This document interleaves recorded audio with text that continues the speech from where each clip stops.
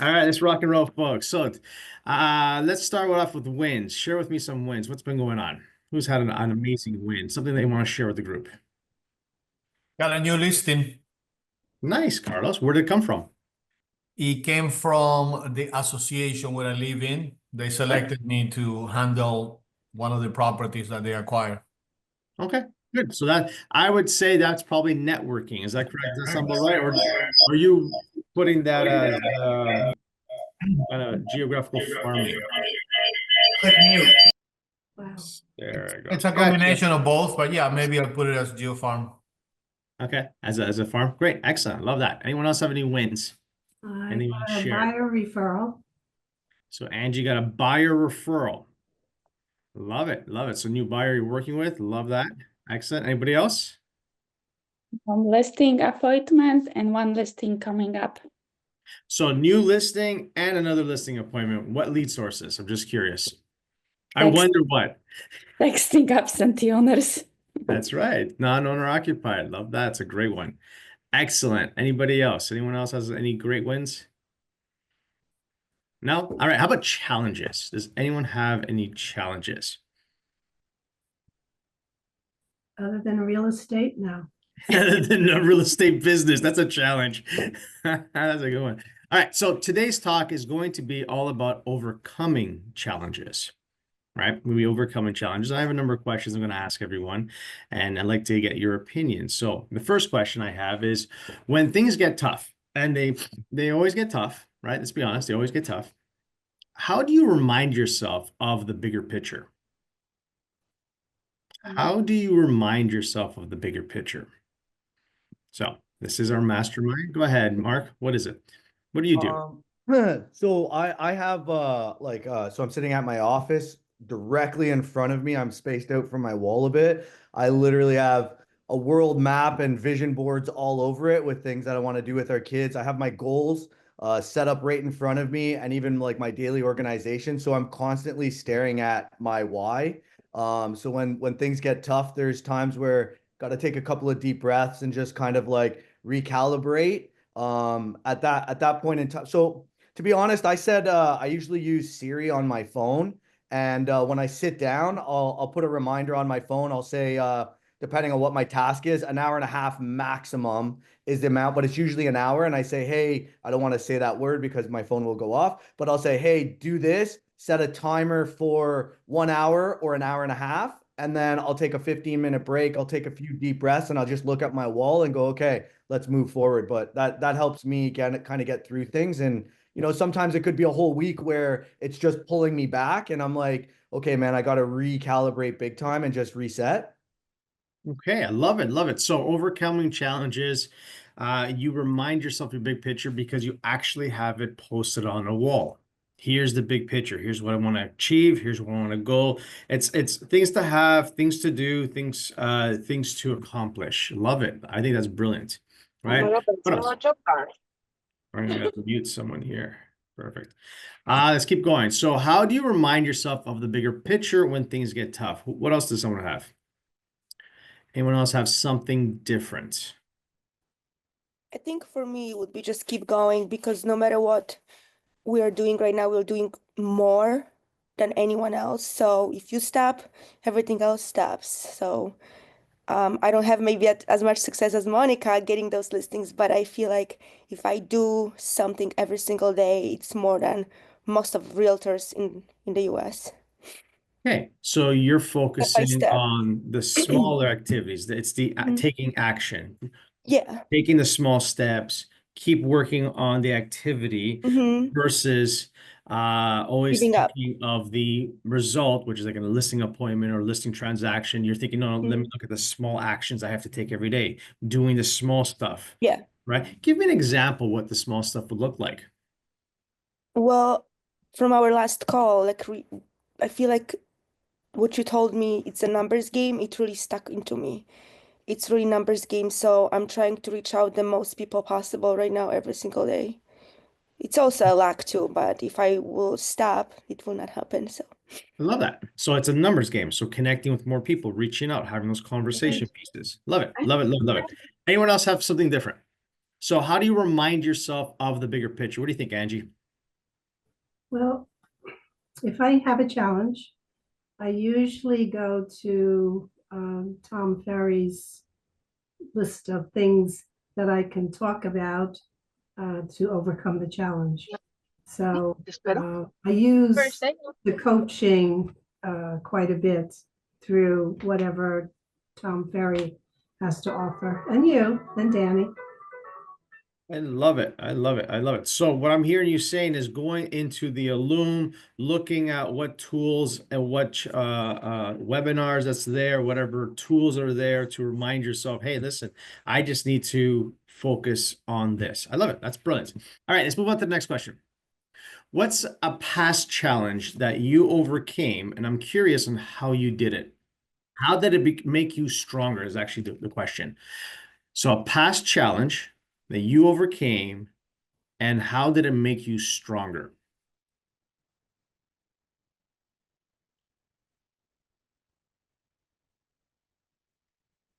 I'm going to delete this silence part from I'll go. I don't mind. I like to talk, so I try to give other people a chance.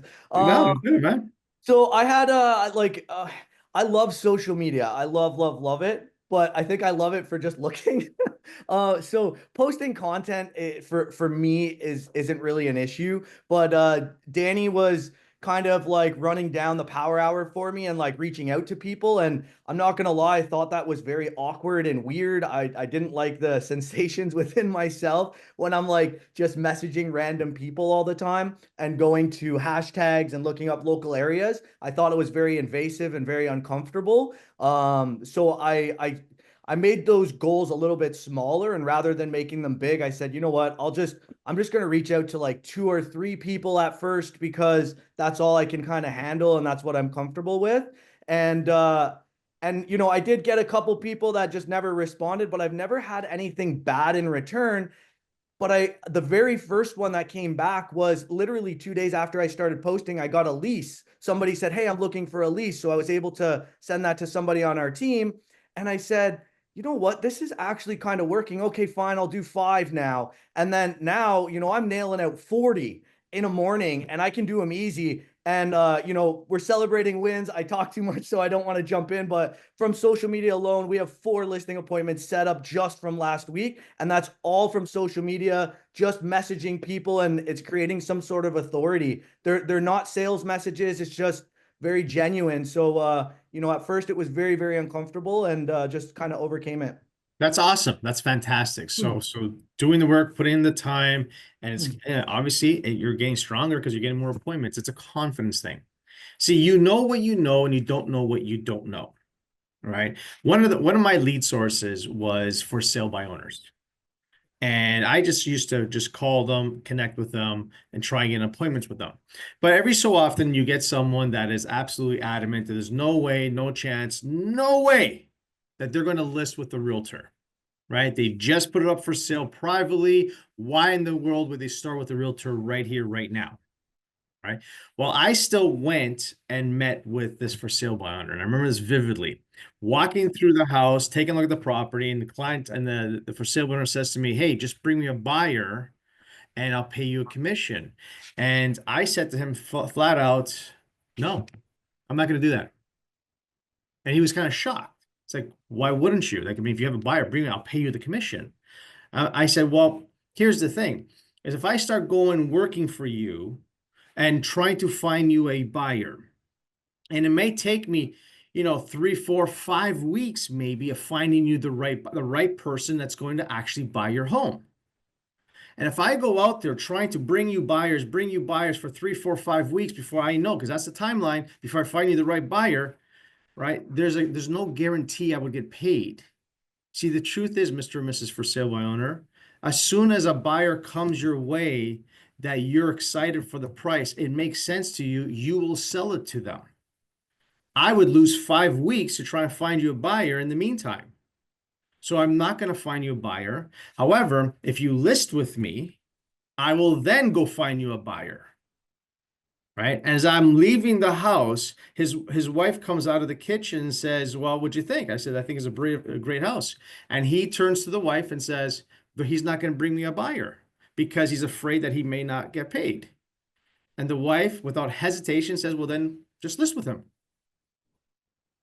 I didn't have any paperwork. I didn't have anything with me. I didn't expect that to happen, to be honest with you. I had nothing with me, right? But what I learned was by overcoming this fear of going to see people because I didn't think he was going to list with me. I honestly did not think anything was going to happen.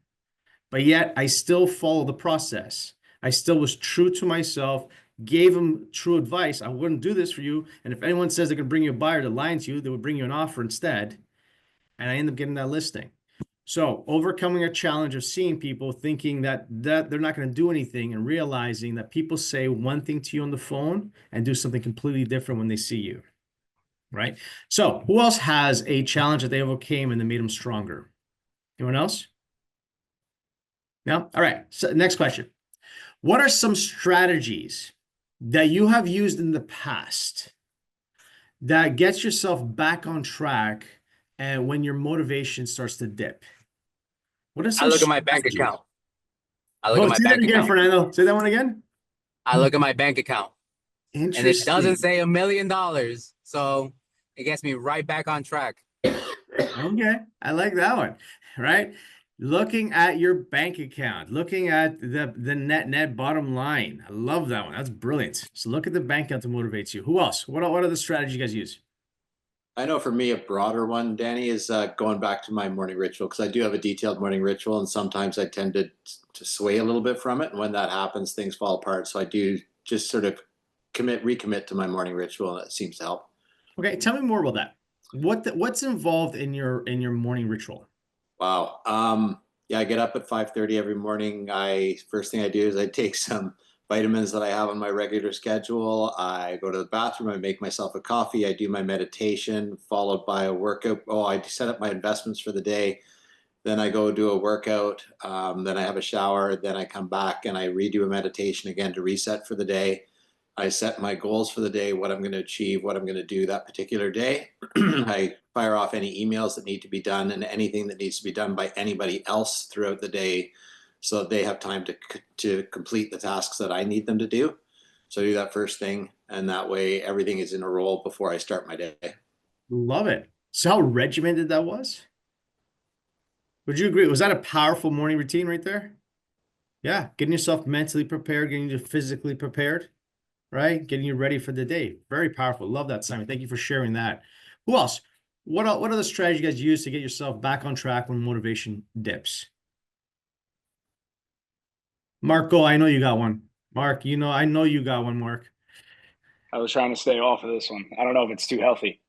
No, I typically like to joke and say, like, I'll give myself, if something goes wrong in my business, something is happening that I don't really feel like I know how to control.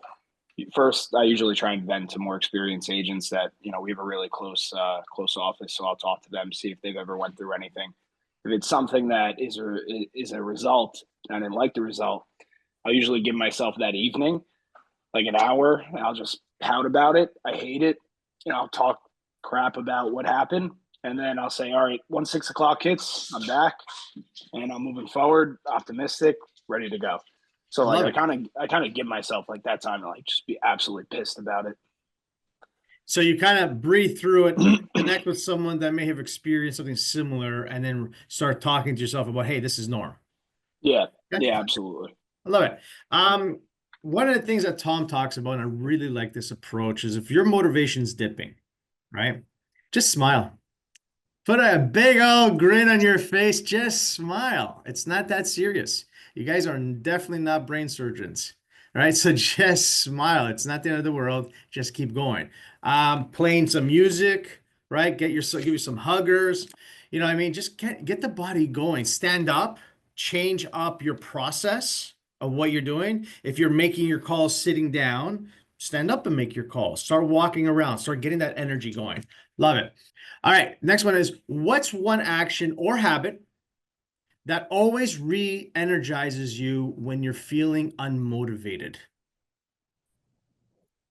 So I'll All right, jump in on this one. It Oh, might Tom's- sound a little hippie, but man, I jump in the ice bath and that that gets me motivated. It changes my state of mind and gets me right back into whatever it is I'm focused on.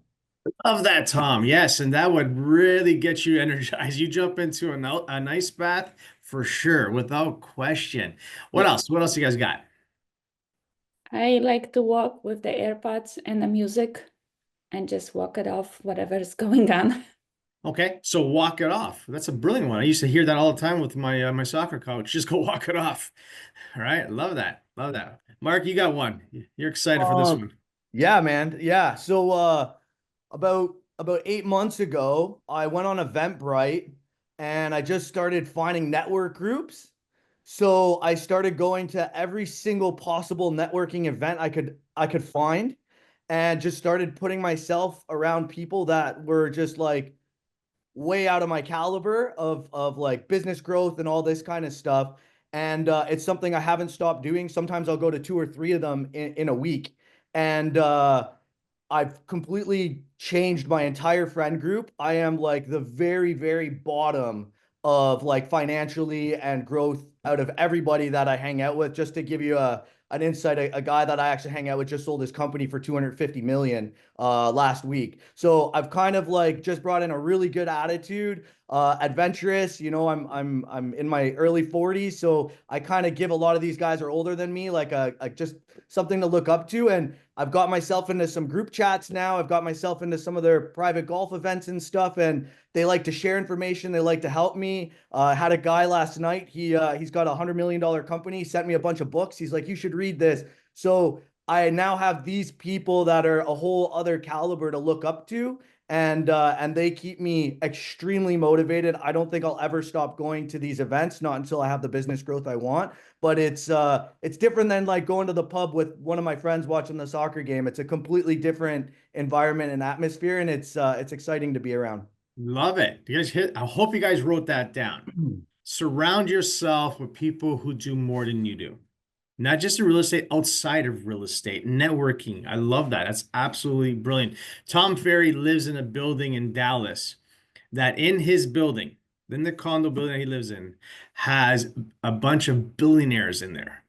Like not million, billion. It starts with a B. Billionaires in the building, and he actually surrounds himself with people like that, and he's always has. So I love that. That's a wonderful takeaway right there. Go ahead, Angie. You got something? Plan a vacation or a weekend off. Oh, Every time you do, you get so busy. I don't know. did you guys ever notice that? Whenever you book a vacation, all of a sudden everyone and their mother is calling you to buy their house, to buy a house or sell a house. Yeah. It's so the truth. Yeah. If you guys are not busy, go on vacation. Plan it, and Vacation. then Love it. you'll see all the business come in. Excellent. What other actions do you guys do? Anybody else? May sound a little bit hippy dippy-ish, but I'm reading a book about anxiety by a lady named Martha Beck. Okay. And she talks about finding the difference. There's a difference between your social self and your essential self. Your essential self is the one that you're born with. Your social self is the one that tries to prove themselves out in the world. And trying to reconnect with your essential self and doing the things that you love also stimulates your right side of your brain, which is your creative side of your brain, which finds solutions. But we get stuck in the left hemisphere of our brain trying to intellectually resolve everything. And then your creativity shuts down. So you've got to connect with the things that you like to do, like going for a hike, things like that will stimulate that right side of the brain because it connects you back with what you're supposed to be connected with as a human. And as you do that, you tend to come up with solutions or ideas that are going to drive you forward. So just another little thing there. Beautiful. Love it. Love it. Love it. Anybody else has anything Me? different to share? I just wake up and I'm happy and positive. That's it. Every day. All I do is wake up and be happy. That's Well, it. what That's just about me. those days when you feel defeated, Tiffany? So those days that you feel defeated, is there anything special you do? Yes, I agree with you. Get up, take on the day, enjoy the day, embrace it. But I'm talking about those days where you just had the shit hit the fan and you got sprayed. And now you got to kind of figure this thing all out. What do you do differently? I honestly don't. I'm being honest when I say I really don't. I honestly am anybody that speaks to me, I am positive all the time. So like if I can't be defeated if I think defeated, I have to think positive. So if I'm thinking positive, I'm not thinking I'm defeated. Whether I'm defeated or not, I'm not gonna let it get me down. I love it. So regardless, your mindset takes over. It's a feeling. It's like the whole Right, idea that being tired is not, you're not actually tired. That's in your head, right? Being tired right, is a exactly, mindset. It's a mindset. Love it. exactly. I can Love it. say, I can say that I'm never tired. Yeah, it's a mindset. Angry. Exactly what you just It said just right says now. pray on it. Love that. That's good. Pray on it. All right, let's keep going. Let's rock and roll. So, who in your life inspires you, pushes you through the times when they're hard? Who is it in your life? Now, this one I want you guys to write down. You don't have to share this, but if you want, you can. All right, I want you to write down who is it in your life that pushes you through the hard times. I think we all can say it's you, Coach Danny. Oh no! Oh, that's a cop out. It's not definitely not me. That's a cop out. There's someone special in your life. Mine is definitely my kids. I've Kids? got we've dug down many times on this, and you ask the why. Why am I doing this? Why do I do this? Like when real estate gets tough, and sometimes I don't feel like dealing with people, I do wonder why am I doing it. And the further you dig down, I do a lot of it for my kids because I want to leave a legacy for them. My daughter's just got into real estate, and it's really important for me to show her how to run the most successful business that's possible, be ethical. But there's a lot of realtors out there that are unethical and do a shitty job, and it's just disgusting what they do, but they still make money. I want to show her that you can be an ethical, quality realtor and make boatloads of money servicing people and being a great person too. So Love it. That's key. Legacy, creating a legacy for your children. I think that's amazing. Who else? Who else? Go ahead, Carlos. My wife. Okay, tell us more. Your wife. Yes. Sometimes the conversation is, listen, I just want to vent, this happened and that happened, and she just listens. Sometimes I said, give me something.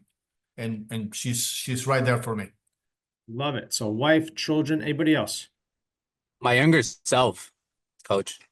Say that one again, Fernando. Your younger self?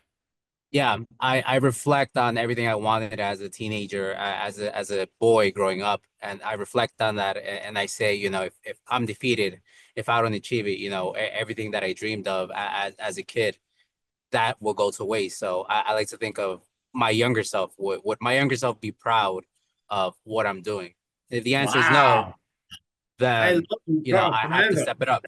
Love that one. Right? So, like, I mean, we always tend to, you know, what's the word? Slime out of doing something for ourselves, but for other people. But you're saying, no, you're thinking back to your younger self. Would that person be proud of the person you've become and what you're doing? Right? You need to understand when you're supposed to be making your calls at 9 o'clock in the morning, connecting with those folks, and you're creatively avoiding making the calls, right? Who's that person that you're actually thinking of that you don't want to disappoint? Because you know you need to make those calls. And if you don't make the calls, you're not going to generate the leads that you're supposed to be generating, that you deserve.